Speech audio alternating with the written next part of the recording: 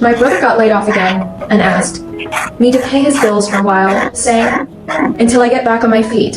So I shot back hard. I'm honestly sick of hearing the same line for 15 years. So I'm a single dad, just me and my 10-year-old son, Henry, and apparently I'm the family's personal financial lifeboat. I live in the suburbs, about 45 minutes from my parents, in a house I bought and paid off 2 years ago. Yeah, completely. I've been working remotely since the pandemic hit, and honestly, my job pays well. I've always been responsible with my money. I'm not flashy. I'm not wasteful. I'm just smart. I really thought that would earn me some respect, or at least a little bit of breathing room. My brother, Graham, he's 38. For over a decade, he hasn't held down a steady job. He still thinks he's too good for anything entry level. He studied music production, then tried to be a DJ, then some half-baked startup idea involving NFTs, don't even ask, then a crypto newsletter that he claimed had thousands of followers, and now he was unemployed again. Surprise, surprise. I swear, the second I walked into their house, I knew something was up. My mom had that tight-lipped smile, you know, the one, like she's rehearsed a speech 10 times in her head and thinks it sounds totally natural. My dad was unusually quiet, which is never a good sign. And Graham, he was already at the table. First red flag right there. Graham is never early for anything. We went through the usual small talk. Work, weather, how Henry was doing in school. I just nodded, let the conversation wash over me like I always do. Mom served the roast. Graham even made some snarky joke about the gravy being edible this time, and I forced out a chuckle just to keep the peace. But then, just as I was cutting into my meat, Mom put down her fork. She dabbed at her lips with her napkin, slow and deliberate, like she was about to deliver the State of the Union. So she began in that tone that screams, brace yourself. Graham's had a bit of bad luck at work. I didn't even look up. I just kept cutting. She ignored me. His company downsized completely. Unexpected. They let go of a lot of very talented people. I just raised an eyebrow. Was this the marketing gig at the app company or the crypto thing? Mom, she snapped. Elliot, this isn't the time for sarcasm. It's not sarcasm. I shot back. I literally can't remember which job he had this week. My dad cut in, his voice low but stern. Your brother is going through a tough time. We're a family. We support each other. I muttered under my breath. I've been supporting this family since I was 20. Mom just plowed ahead, completely unscripted. Graham's rent is due next week, and with the economy being what it is, we thought it would make the most sense if you helped cover his bills for a while, just until he's back on his feet. I slowly, deliberately put my fork down. I'm sorry. What? She actually smiled. You've got the house, the job, the savings, and you're always saying how Henry doesn't need much. My jaw actually dropped, and because of that, I said, my voice slow and cold, you think I should just what? Pay my 38-year-old brother's rent. My dad, he chimed in again. Family helps family. No complaints. The silence that followed was deafening. I could feel the muscles in my jaw tightening, my teeth almost grinding. I looked over at Graham, who had the absolute audacity to shrug. It's not forever, bro. Just a few months. You've said that before. I told him, my voice flat. Every single time you crash and burn, it's just a few months, and then it turns into a year, and then I'm footing the bill for your bad decisions while you're playing Xbox in your underwear. Graham actually laughed. You make it sound like I'm lazy. You know how hard it is to get a job right now, especially with my skills. I just stared at him. What? Skills? Mom gasped. Elliot. No. Seriously. I pressed. I'm genuinely asking. what marketable skills does. Graham have that would justify me taking money away from my son's college fund so he can pretend to look for work? That's when Dad slammed his hand on the table. Bang. Enough. You will help your brother. We've done so much for you. Really? I cut him off before he could say another word. You mean like when you told me I had to take out loans for college because there wasn't enough saved, or when you said I couldn't move back home after my divorce because you were too old to deal with a kid in the house? You mean that kind of support? My mom stood up. That's in the past. Yeah, it is. I agreed, and I got through it without any help from you. Graham, still smirking, leaned back in his chair. Man, you've always had a martyr complex. Maybe if you weren't such a tightwad. That was it. I stood up, calmly, deliberately. I walked to the kitchen, poured myself a cup of coffee, and came back to the table. I took a slow, deliberate sip, letting the heat sting my tongue just a little. Then I looked my parents dead in the eye. Well, if we're playing the family game, I said, my voice barely above the whisper. I guess it's your turn to help him. My mom just blinked. What does that mean? I'm selling my house. My dad frowned. What? Because I'm done being the safety net. I told them, if Graham needs a place to live, let him move in here with you too. You can feed him, pay his bills, and listen to all his excuses. You seem to think he's so talented. Let him perform at your family dinners. That's ridiculous. Mom said sharply, you can't just, I can, and I will. The paperwork's already in progress. It wasn't. Not yet. But they didn't need to know that. The room went dead silent. Graham's smug smirk wiped right off his face. Dad looked like he was about to say something, but just didn't. Mom sat down slowly, her hands trembling just slightly. You don't mean that, she whispered. I didn't respond. Not yet, but I meant every single word. And believe me, that was only the beginning. They didn't take me seriously. At first, not really. Mom called later that evening, her voice all syrupy. Sweet, like she thought she could guilt me into walking it back. I know you said some things in the heat of the moment, Elliot, she began, but this family needs you. We've always needed you, she emphasized, like it was some kind of compliment, like being their reliable doormat, their go-to-fix-it guy, was a badge of honor I should wear proudly. I wasn't joking, not one bit. I told her straight up, I am not bailing Graham out again. And then came the classic, the trump card they always played. But honey, what about Henry? You really want him uprooted because of this petty spat. And there it was, Henry, my son, my pride, my everything. The one thing that kept me tethered to reality when the rest of my life felt like it was crumbling. I'd raised him mostly alone since his mom left when he was 5. She moved to California for work, and we haven't seen her since.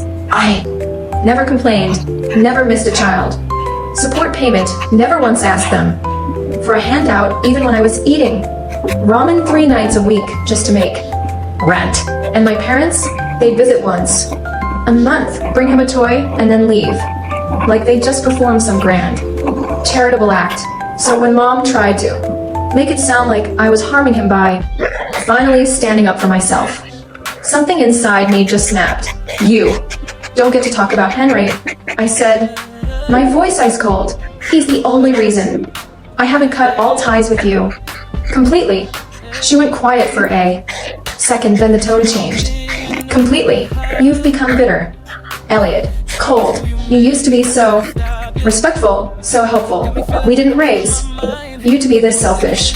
No. I said you raised me to clean up your messes, to play parent to your other child, to smile and nod while you praised him for doing the bare minimum and punished me for succeeding without you. Click. She hung up. I stared at my phone for a long time, my heart pounding. Harder than I expected. Not from anger, though, from release. 40. unadulterated release. But that was only the first shot. What followed was about 3 weeks of silent war. My parents stopped calling. Graham sent a few half-hearted texts asking if I was still mad. I didn't reply. And honestly, for the first time in my life, I felt truly free. I focused on work, took Henry to a museum, helped him with his science project. We even started playing chess at night, and he was getting weirdly good at it, like suspiciously fast for a 10-year-old. The house felt peaceful until one Wednesday morning around 11 a.m. I got a call from my neighbor, Mrs. Riley. Elliot, honey, you moving? Not yet. What? Well, there's a truck in your driveway. Couple of men are carrying boxes inside. Thought maybe you were renting it out. My stomach absolutely dropped. I hadn't scheduled anything. No movers, no. Deliveries, no maintenance. I grabbed my keys, told work I had an emergency, and drove home like a man possessed. When I pulled up, sure enough, there was a moving truck in my driveway. 2 guys in. Blue shirts were carrying boxes inside. One of them looked up, nodded casually. Hey, you Elliot? Yeah. He checked a clipboard. We're just dropping these off. For your brother, said he's staying here. Temporarily. I blinked. Excuse me, as if. On cue, Graham stepped out of my front door, with a smug grin, and a can of soda in his hand. Hey, bro, chill. It's just a couple things. I stood there, absolutely stunned. How did? You get it? Mom had a spare key. Said, you wouldn't mind if I crashed for a bit. I'll be out before the weekend. I walked past him straight into my house. The living room was already cluttered with boxes. My guest room door was open. His suitcase was on the bed, a duffel bag in the corner, one of my hoodies thrown on. My chair, my safe space was being invaded. I turned back to him. Get out. Dude, get out. Whoa, I'm not trashing the place. I just need a few days to sort some things out. No, I see that you don't get to sneak into my house and act like it's some favor. You didn't even ask. He scoffed. Because you would have said no. You're damn right I would have. He raised his hands in mock surrender. Fine, I'll leave. Just give me until tomorrow. But I didn't trust him, not for a second. I called a locksmith that afternoon and had the locks changed. While Graham sat outside pouting on the curb, calling Mom to tattle on me like we were kids again. She showed up an hour later, screaming at me in the driveway about betraying the family. I closed the door in her face. And you know what? It felt good. But things, they escalated again the very next week. The next week, Henry came home from school looking so confused. Grandma picked me up today. My jaw went slack. She what? Yeah, she said you were working late and asked the school office to release me to her. But I thought you told them only you were allowed to do that. He was right. I absolutely had. I called the school immediately, demanding to know what had happened. They said Mrs. Ashcroft, the secretary, had just assumed I gave permission. Because it's his grandmother, right? I lost it. Politely, professionally, but firmly. That night, I sat Henry down and explained boundaries. He's a smart kid. He got it. But it shook me to my core. Not just that my parents had crossed such a blatant line, but that they used my child, my precious Henry, to manipulate the situation. The next day, I sent a formal, scathing email to the school making it crystal clear. Only I had permission to pick Henry up. No one else. No exceptions. And then I called my lawyer. I didn't tell anyone in my family about that part. Not yet. I wanted them to think I was still on the defensive, but it wasn't over. 2 days later, I got a notice from my bank. A wire transfer had been attempted from my checking account for $4,200. Flaked. Locked. Thank God. My heart actually skipped a beat. I checked the login records. The attempt had come from an IP address registered to my parents' address. That was the moment. That was the exact second I knew this wasn't just favoritism anymore. This wasn't just enabling. This was outright malicious. Betrayal. They'd given Graham my spare key, let him break into my home, tried to manipulate my son, and now they were actively trying to steal from me. I didn't call. I didn't yell. I just went silent. And for someone like me, that's when you should really start to worry. The next Sunday came and went. No lunch, no visit, no contact. Then Monday morning I saw it, a post from Mom on Facebook. So proud of our son Graham for stepping up and helping with the family business during these hard times. True, family supports each other unlike some people. The comment section was flooded with sympathy, people offering support, one even calling Graham an inspiration. And of course, Graham replied too. Everyone personally playing the part, like a Broadway actor. I didn't reply. I just kept collecting receipts, screenshots, bank statements, emails, every single piece of evidence. Then I made a call to my cousin, Ava. Ava's a paralegal, sharp as a whip. She doesn't like my parents much, hasn't spoken to them in years after some nasty inheritance drama involving her side of the family, but she loves a good family scandal. I told her everything, laid it all out. She paused at the end of the call and said, "You're not going to like what I'm about to tell you." What?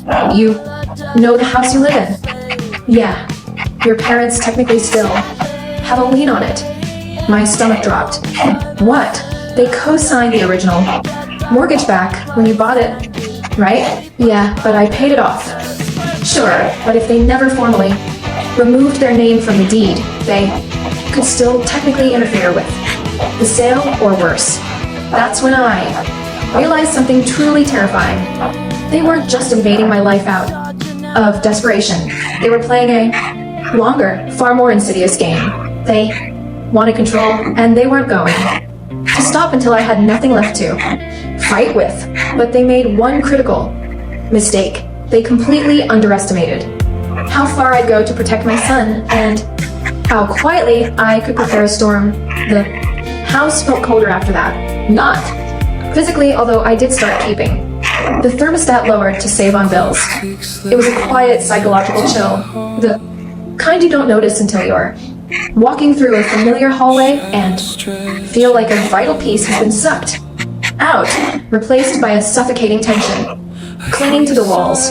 Maybe it was the paranoia. Maybe it was just knowing that changing the locks wasn't enough, that my own parents had crossed a line so deep it made my skin crawl. I spent a lot of time just existing, not really living. Not yet. I still got up at 7 o'clock, made Henry breakfast, helped him pack his bag, but I started drinking more coffee than usual, let the dishes sit longer in the sink. I'd open the same kitchen drawer 3 times in a row and completely forget why I was even standing there.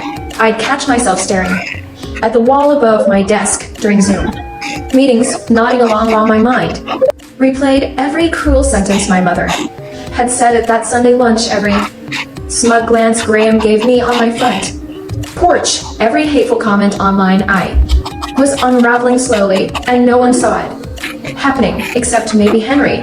One night, he came into my room after brushing his teeth, wearing that Batman t-shirt he'd been obsessed with for a year straight.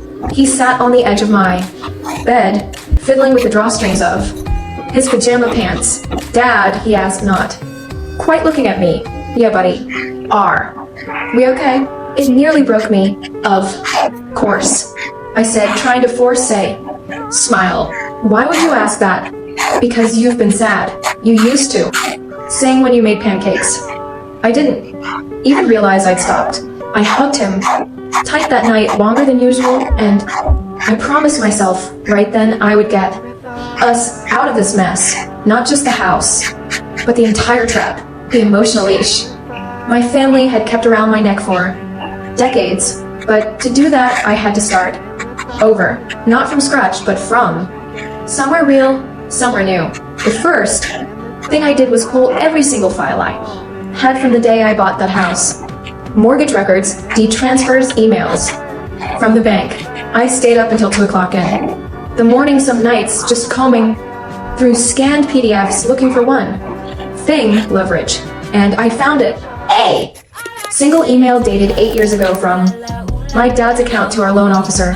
In it, he said, and I quote, "We'd like our names removed from the title once. Elliot's cleared the 5-year payment threshold. This was always meant to be his house. They just never followed through. Probably forgot. Or maybe more likely, they thought they'd always be part of it, that it was still there.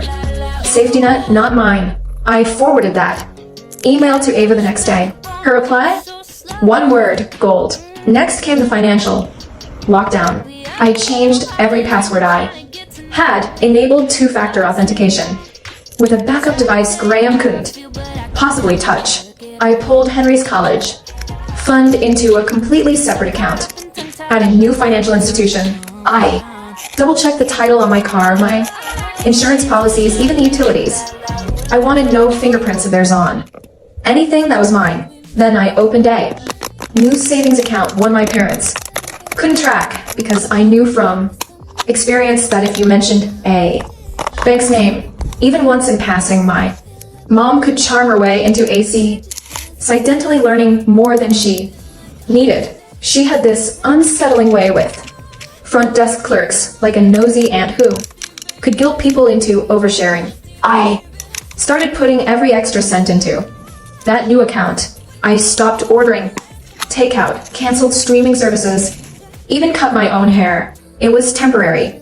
I just needed time. The rebuild started with a single, terrifyingly simple question. What do I actually want? Not what I was told to want. Not what would make mom happy. Not what would keep Graham afloat. Me. The answer came slower than I expected. At first it was just peace, boundaries, a fresh start.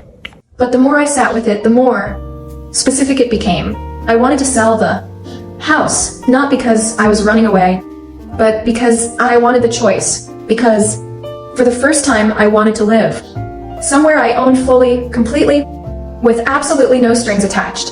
So I called a realtor. Her name was Celeste. Mid-40s, sharp suit, firm handshake. She walked through the house with a clipboard and a laser pointer, talking about curb appeal and listing photos. I told her everything, even the lien complication, even the whole messy family drama. She just nodded, completely unfazed. You'd be surprised how many people sell homes to escape their relatives, she said with a knowing smirk. She recommended a lawyer who specialized in resolving title complications. A week later, I was in his office, reviewing paperwork with Ava, sitting beside me like a hawk. We filed a petition to have the house deed corrected and that lien removed, citing the original email and years of undisputed financial proof. My parents were served paperwork, and for the first time in years, someone from my family called me. Not mom, not dad, Graham. Bro, he started, his voice whiny. You're being really messed up right now. You're dragging mom and dad into legal trouble over a house over rent. I didn't answer. You're seriously doing this after everything they've done for you? You mean like breaking into my house, trying to take Henry from school behind my back, or attempting to steal from my account? That was mom's idea. He blurted out, then paused. I mean, no one stole. You just admitted it, I said flatly. He hung up. I leaned back in my chair and actually laughed. Not a bitter, angry laugh. Not this time. It felt good. Truly, genuinely good. The rebuild wasn't just legal or financial, though. It was profoundly mental. I started therapy again. I hadn't been since my divorce, but I found a great therapist named Joel who specialized in family trauma and boundary recovery. Every Thursday at 6 p.m., I'd sit on a video call and unpack years of guilt and resentment I hadn't even known I was carrying. He said something that really stuck with me. You were raised to feel responsible for other people's comfort. Now you're learning it's okay to prioritize your own peace. And I reconnected with old friends, started running again, even if it was just around the block with Henry on his bike. Beside me, I cooked more, slept better. I even started a side project, an app, for managing shared custody schedules. Nothing fancy, just something to keep my mind working on building again instead of breaking. Henry noticed the change. "You're singing again?" he asked one morning as I flipped pancakes. "Yes, I told him, a genuine smile on my face. "I like it better this way." "Me too." "Buddy, me too." But I knew it wasn't over. The legal process had bought me time, but not victory. My parents had responded to our filing with their own lawyer when I didn't recognize, but who had clearly been fed a version of the story where I was the villain. They claimed verbal agreements and mutual understanding, and even tried to paint me as emotionally unstable based on nothing but pure hearsay. It was frustrating, exhausting, but honestly, not surprising. What was surprising was when I got a knock on my door one Saturday afternoon. I opened it to find a manila envelope sitting on my doormat. Inside was a letter from my parents' lawyer demanding immediate financial compensation for shared equity in the house, totaling $72,000. And if I didn't pay, they'd pursue a court injunction blocking the sale entirely. That was the moment everything stopped. The fall was done. I had hit the bottom, and now finally it was time to rise. But not in anger, not in chaos, in silence, in strategy, in total absolute control. And the plan I was about to set in motion would just protect me and Henry. It would ensure they could never pull this kind of stunt again, ever. That envelope sat on my kitchen table for 3 days. I didn't touch it after that first read, didn't reread. It didn't even look at it, but I sure as hell didn't throw it away either. It just sat there like a trophy of their audacity, or maybe a looming threat. Final, stark reminder that no matter how much I tried to live peacefully, my family had no intention of letting go. Not unless they were forced to. $72,000. That's what they wanted. For what? Signing a paper 10 years ago for a name on a loan I paid off entirely for a house they had never maintained, never upgraded, never visited without judgment. In their eyes, it was pure, unadulterated entitlement wrapped up in fancy legal jargon. I took a deep breath, then I opened my laptop and started planning. The first thing I did was meet with Ava in person. We sat at a diner 2 towns over, somewhere neutral. She slid into the booth with a folder already in hand and a look that said she was more than ready to go to war. "I did some digging," she said, flipping open the folder. "That letter, it's a bluff." "How do you know?" I asked, my voice tight, because their claim hinges on something called implied equity, but there's no proof of joint ownership, no record of maintenance payments, nothing. Just that one email where your dad literally said they intended the house to be yours. Plus, you paid the taxes, the insurance, the repairs, everything. They've never even contributed a dime. She paused, a smirk playing on her lips. I also looked up.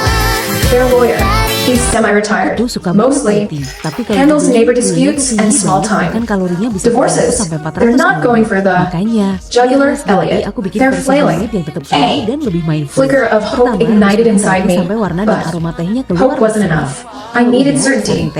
I want to go further. I told her, my voice firm, I don't just want to win. I want them exposed. Ava's eyebrow shot up. You're serious? I'm done playing defense. I said, the words coming. Easily now. They dragged Henry into this. They tried to drain my accounts. They trespassed. They manipulated. And now they're trying to bleed me dry under the guise of family. I want to clean. Break, but I want it with consequences. Ava grinned. Now you're speaking my language. Step 1 was the legal response. We drafted a counter letter. Calm, professional, but absolutely lethal in its precision. Dear Mr. Clark, we have reviewed your clients. Demand regarding Mr. Elliot Carpenter's property and find the claim both factually and legally baseless, should your clients choose to pursue legal action. We are prepared to file a motion for a declaratory judgment confirming sole ownership as well as a countersuit for harassment, defamation, and attempted fraud supported by documented attempts at unauthorized access to Mr. Carpenter's property and finances. We strongly recommend your clients reconsider their position. Sincerely, Ava Delgado, legal consultant. We sent that letter by courier, certified, tracked, signature required. Then we waited, but I wasn't idle. Step 2, reputation. I didn't blast anything online. That would have been too easy, too obvious. Instead, I focused on a few strategic contacts. One was Mrs. Jenkins, my old high school English teacher who now ran the community newsletter. She loved Henry, always. Asked about him when we crossed paths at the library or grocery store, when I casually mentioned that my parents had tried to pull Henry out of school without my permission. Her mouth actually dropped open. They what? Yeah. I said they were doing me a favor. Her lips pursed so tight they practically disappeared. Well, that's going to the column. I raised an eyebrow. What column? Oh, you'll see. 3 days later, an article appeared, titled, When Family Lines Are Crossed. A story every parent should hear. She didn't name names, but everyone in our small town could connect the dots. Small towns remember things and they talk, especially when the subject has spent years pretending to be the moral compass of every church bake sale and town fundraiser. Within a week, my parents stopped showing up for their Wednesday night bridge club. Step 3, financial insulation. I contacted a forensic accountant. Ava recommended a sharp woman named Isla with icy blue eyes and a no-nonsense voice. She combed through my accounts with surgical precision, creating a report that mapped every financial transaction for the past decade. It clearly showed that I had funded the mortgage, paid the property, taxes, the insurance, the plumbing, upgrades, the new HVAC system, even the landscaping service. It also included flagged attempts to access my online banking from a device associated with Graham's previous IP address pulled from a freelance login he'd used at a marketing agency 2 years prior. She cross-referenced the metadata with timestamps and locations. It was more than enough to prove attempted theft if this ever went to court, but we weren't done. Isla also helped me set up a financial firewall, restructured accounts, new institutions, even a trust fund under Henry's name that couldn't be touched without court approval. I had quietly, efficiently made myself untouchable. Step 4, emotional preparation.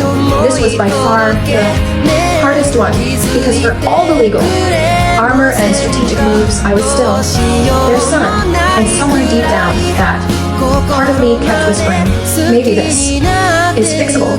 Maybe they'll apologize. Maybe they'll finally realize what they've done. But therapy helped. Joel reminded me week after week, you are not the villain in their story. You're just the first person who told them no. So I practiced what I would say if they showed up again, practiced how to keep calm if they cried, or screamed, or begged, practiced how to close a door gently and walk away without guilt. It took time, but one day I walked past the old family photo on my mantle taken in a studio when I was 15, and instead of nostalgia, I felt distance. Not hate, just absence. And it felt like freedom. Then came the opportunity. I got a call from a local developer. He was scouting properties for a new residential project, had seen Celeste's listing and wanted to make a cash offer above market value. I could have jumped at it, but I had one condition. I want to retain a copy of the security footage. I told him. He blinked. Okay, sure. And I want you to give me 48 hours notice before you do any inspections. No early visits. No exceptions. He agreed because what I was planning next required impeccable Timing. 2 days later, Celeste called. Your parents came by the property. Today. My blood ran absolutely cold. What? They tried to let themselves in, said they were the co-owners, but I was here with the inspector. I told them. We had documentation showing sole ownership under your name. I exhaled, slowly trying to control my racing heart. Did they say anything else? Oh yeah, she said, chuckling softly. Your mom said you were clearly having a breakdown and that they were just trying to help you regain your sanity. There, it was the smear campaign, but it didn't matter anymore because I had something they didn't know I had. 2 things, actually. 1, a full recording of that attempted break-in complete with audio. 2, a court date because Ava had filed the motion for declaratory judgment that very morning and we had subpoenaed that footage. And that wasn't all. We'd also requested an official psychiatric evaluation for my own sake to clear my name since they'd begun, suggesting I was mentally unwell too.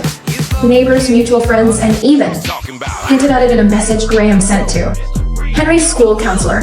It was character assassination, and now it was evidence. That weekend, I took Henry camping. Just us. No phones. No noise. Just the 2 of us. We roasted marshmallows, skipped rocks across the lake, and watched the stars through the roof of our tent. Are you still mad at Grandma and Grandpa? He asked, his voice small, as we lay back in our sleeping bags. I'm not mad, I said, after a long pause, but I am making sure they can't hurt us again. He nodded like he understood more than I gave him credit for. Then he turned on his side, pulled his blanket up, and whispered, good. The revenge wasn't going to be loud. It wasn't going to be dramatic. It was going to be airtight, legal, final. And when it landed, they wouldn't even see it coming. The courtroom was smaller than I expected. No dramatic marble columns, no grand jury box, just a judge's bench, a few pew-like rows of seating, and a single table where Ava and I sat, folders neatly stacked between us. It was a bench trial, no jury, just the judge, reviewing our petition for declaratory judgment, along with our motion to dismiss my parents' equity claim. They showed up late. Of course they did. Mom wore her pearl earrings and that outdated navy suit she thought made her look dignified. Dad looked like he'd been dragged in against his will, fidgeting with his cufflinks. And Graham? He wasn't even allowed inside. He'd been subpoenaed as a witness, but after an incident at the courthouse metal detector, where he apparently got into it with security, the judge ordered him to remain outside until called. When the judge finally entered and we all stood, I felt my heart thudding in my chest, but it wasn't fear. It was closure knocking softly on the door. Ava began with calm, quiet confidence. She submitted the original mortgage records, clearly showing me as the primary borrower and my parents as co-signers.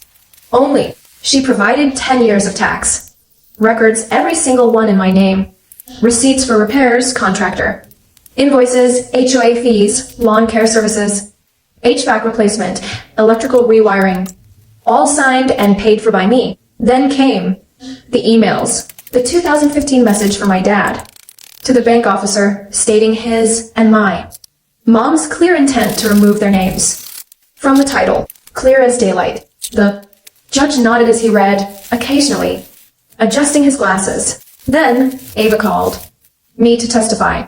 I walked up and told the truth, the raw, unvarnished truth about the deal I made with my parents a decade ago. How I worked 2 jobs, sometimes 3, just to pay that mortgage. How they promised it was my house and they'd remove their names. How they never did, but never contributed another cent after.